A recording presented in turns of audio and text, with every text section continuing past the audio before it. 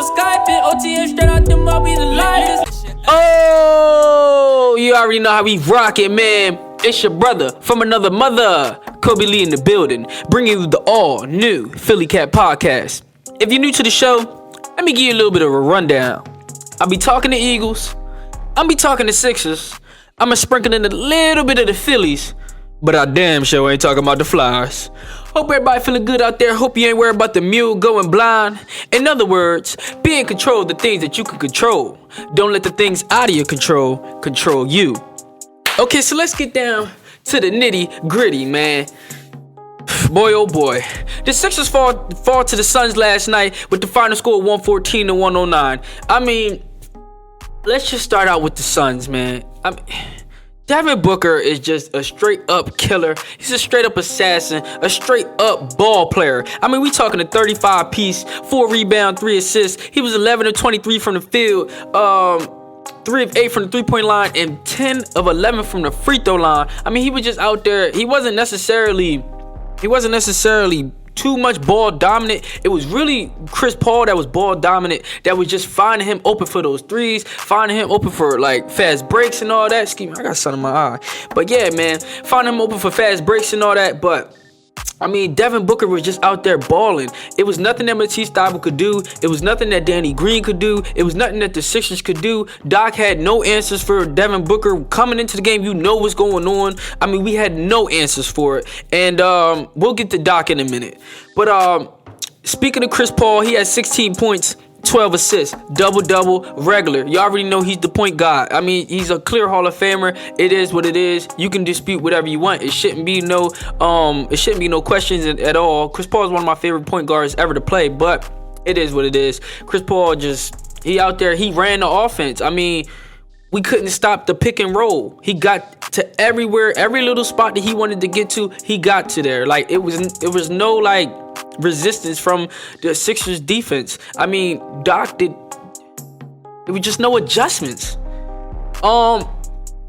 Mikal Bridges. Was really,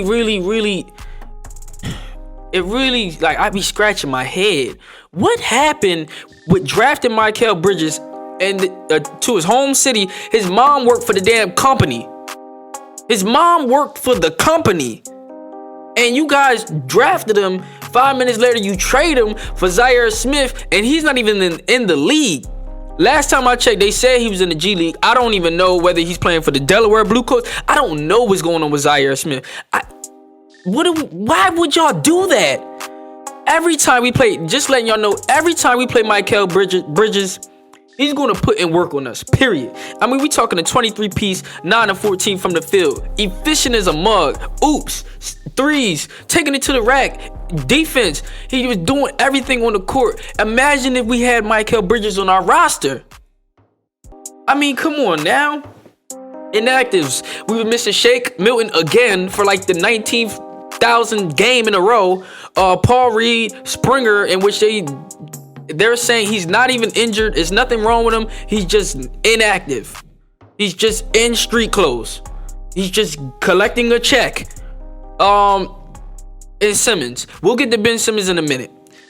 The Suns were missing Kaminsky, Landry Shamet, another Sixer, which he decent, he's solid. He better than Korkmaz, in my opinion. Cameron Payne and Dario Saric, another Sixer. I mean, that was a whole. We traded him and we got Butler, but that was just a rental. I don't even know. It was a good move for Elton Brand. I ain't gonna lie, that was a good move. We just couldn't keep Butler, and I believe that was because Ben again. I mean, it just seems that time and time after again, the common denominator is Ben Simmons just being a straight up a-hole. You know what I mean? And just acting like a BI, you know the rest. So, Embiid, Harris, they were just back at it again. I mean, they combined for 64 points. Joel Embiid had 34, 12 rebounds. He was 13 to 25 from the field, 6 to 6 from the free throw line. Only played 32 minutes. Doc, we're playing the best team in the league. Why is Joel Embiid playing 32 minutes? That need to be jumped up to damn near 40, at least 38. Are you kidding me? Tobias Harris, especially when he's at 34 points. Imagine if you added 8 more minutes to that. He would have got a 40 burger easily. I mean, why are we still having troubles getting Joel Embiid in the post, in the low post, in a consistent rate? I don't understand it. Tobias Harris, 30 burger, 7 rebounds, 3 assists, 13 of 18 from the field, 2 of 4 from the three-point line, and 2 of 2 from the free throw line. He played 41 minutes. That's what I'm talking about. So Tobias can play the 41, but Joel played the 32. I don't understand that. When you got Joel Embiid and Tobias Harris both getting a 30 burger, I mean, it should be clear cut. We winning. Clear cut. Maxey followed up with the 14 points, 6 rebounds, 4 assists. I ain't gonna lie, Maxey, he didn't have a bad game, but he didn't have the game that he wanted to have. I mean, he was, what? Let me see. 0 for 4 from the 3-point line. He was broke. He had a donut for the 3-point line. 5 of 16 from the field. Broke. But he still was aggressive, and he still gave me that 14. Still was finding guys open. Still was getting rebounds. I mean, come on, he played 34 minutes. Now, this is where we start to transition from good to bad. Thibault. Surprisingly, Thibault had a solid game, okay? Definitely was getting cooked on defense only because of those picks. Like, he just kept getting hit by the pick, okay? But Thibault definitely had a solid game. 8 points. He had a stat and everything. 1 rebound, 1 assist, 1 steal, 2 blocks, 2 from the field, and both shots were 3-pointers. I had no problem with Thibault. When Thibault gives us 8 points, that's a plus. That's just icing on the cake. Thibault gave us 8. I mean, come on, 2 for 2 from the line, 35 minutes. Niang. 8 points, 3 rebounds, 3 assists, 3 of 7 from the field, 2 of 3. Not a bad game, but at the end of the day, he couldn't run with the boys. He couldn't guard them boys. I mean, everybody did what they wanted to do. I mean, when you look at it, like, come on, JaVale McGee out there with 15 points and 12 rebounds. We got out-rebounded by the Suns last night. What? We got out-rebounded 48-44. I mean, Jay Crowder, for God's sakes, had a fucking donut, excuse my language, a donut and 14 boards. I'm just so heated. This is why I just don't understand this. Jay Crowder had 0 points, 14 boards. JaVale McGee had a double-double, 15 points and 12 rebounds. I mean, when you look at it, turnovers. Suns, 8, Sixers, 14. Suns scored 27 points off of our turnovers. Points in the paint, they beat us 54-50. Second chance points, they beat us 17-10. I mean, the Suns won every quarter except for the second quarter. Now, Korkmaz. First of all, Isaiah Joe didn't play for a coaching decision. I don't know what he has towards Isaiah Joe. Does this mean you're sitting him? Are you meaning that, like, maybe he's going to be in a deal? Or are you saying that he's just not better than Korkmaz when all the guys are back, he's just not ready to be in a 9-man rotation? Is that what you're saying? Because Korkmaz, 5 points, 1 of 4 from the field, had 3 rebounds, 3 assists. I mean, come on, what are we talking about here? 1 for 4 from the field, 14 minutes. You didn't do nothing. Andre Drummond, 4 points, 7 rebounds, 5 assists, 3 steals. I ain't even gonna get on Drummond. Y'all already know his role. I think he's the best in the league at being that second big man coming off the bench or whatever. The backup big man. Right. Now this is where we get to just the worst of the worst, the bottom of the barrel. Seth Curry. Did you eat a Wendy's Frosty before the game? I mean, what Uncle Elroy say? It was cold that night. I mean, the man was just freezing cold. 1 for 9 from the field, 1 of 6 from the 3-point line. What are you doing? I mean, you finished the game with more fouls than points. You had 3 points and 5 fouls.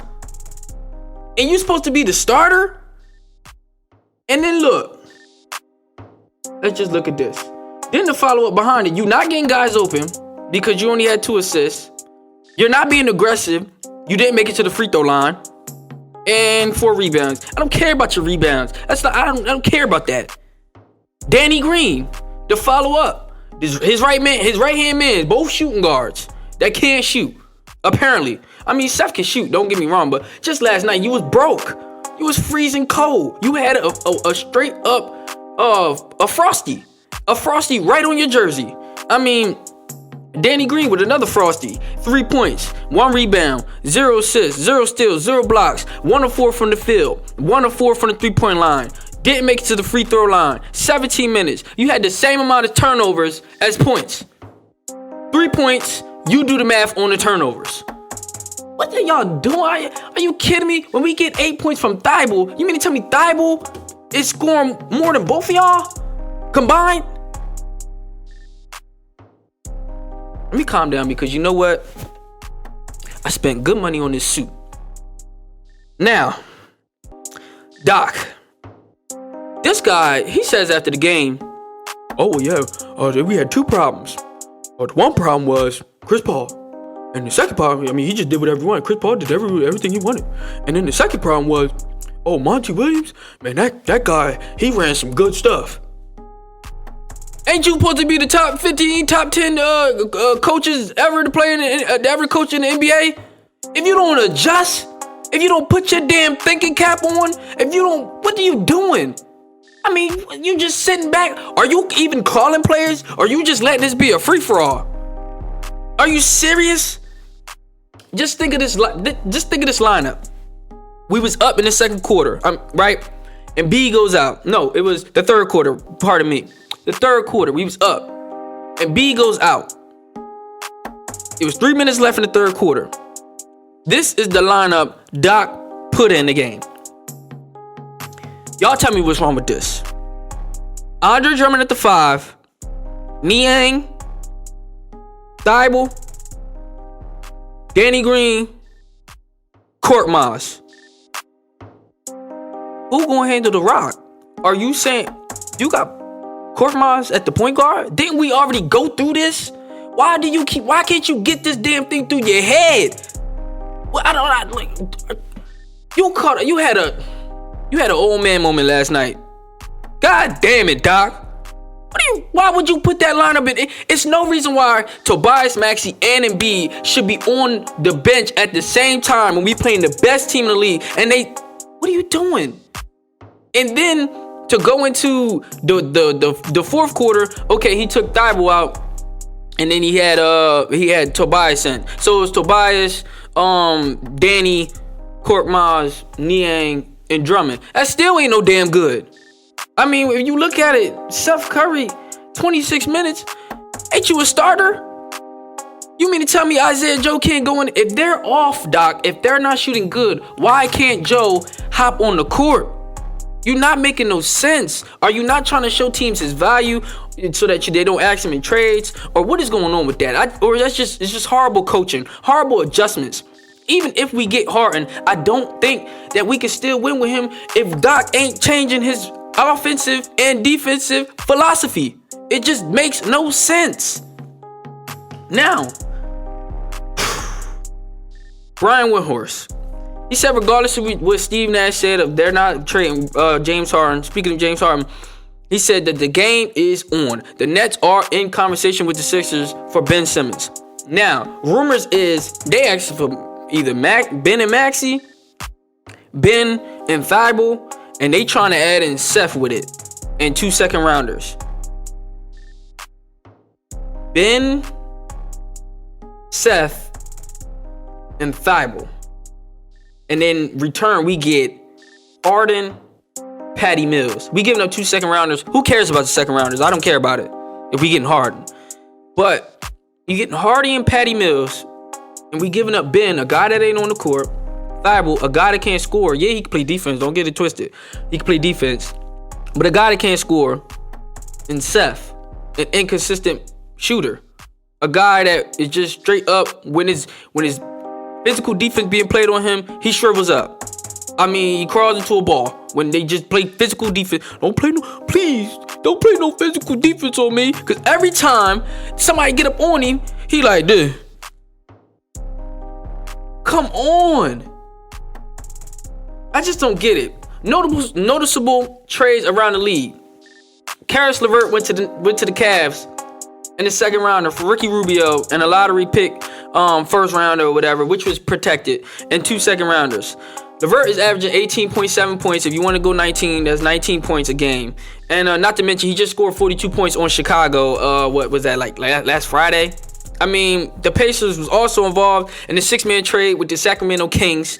I mean, why didn't we go get Halliburton? The Pacers received Tyrese Halliburton, Buddy Hield, Tristan Thompson. That's a nice little lineup. The Kings received Sabonis, Justin Holiday, Jeremy Lamb, 2023 second round pick. I mean, if you really think about it, I think that Indiana got the best out of that deal. I mean, Sabonis, don't get it, he's an all-star, he does his thing, but at the end of the day, Tyrese Halliburton ain't no joke. Buddy Hield ain't no joke. We bringing guards to the table for Indiana. You know what I'm saying? And they got a little Tristan Thompson out the deal. So, I mean, I think they got beat on that. Portland and the Pelicans also had a 7-player situation. Portland received Josh Hart, Thomas Satoransky, Nickeil Alexander-Walker, Didi Louzada, a 2022 first rounder which is protected, and 2 future second rounders. And the Pelicans received CJ McCollum, Larry Nance Jr., and Tony Snell. It's just getting on my nerves at the fact that we're not making no moves. If we don't make a trade, we're not winning the championship. Unless Ben could come back and miraculously has worked on his shot, miraculously has worked on his game, we're not winning. We're not winning. No. It's not happening. It's not happening. I mean, you just had Joel Embiid and Tobias combined for 64 points. And we still lost. So it just don't make no sense. It's sad to see, like, we in the 5th seed now. It's just so crazy how everybody else is getting their trades off. And then when it comes to the Sixers, they asking for an arm and a leg. Come on, y'all. The other teams, they need to be realistic. I don't know if they got a problem with Daryl Morey, or if they just taking advantage of the fact that Ben's wants out. I mean, y'all not about to get Seth and you want Matisse or Maxey and Ben. Like, come on, you're not making no sense. And you want 2 second rounders out the deal, and all we get is Patty Mills and Harden. I mean, ain't all we get. I mean, you got a lot to think there. But I'm not giving up Maxey at all. He's definitely on the untouchable list. So yeah, the Sixers is the 5th seed. The deadline is tomorrow at 3 p.m. We'll see what's going on. The 76ers host the Thunder on Friday. You know what I'm saying? Let me know what y'all think in the comments, man. It's your brother from another mother, Kobe Lee in the building, signing out. And until next time, folks, T-Roy, take us home. Hey.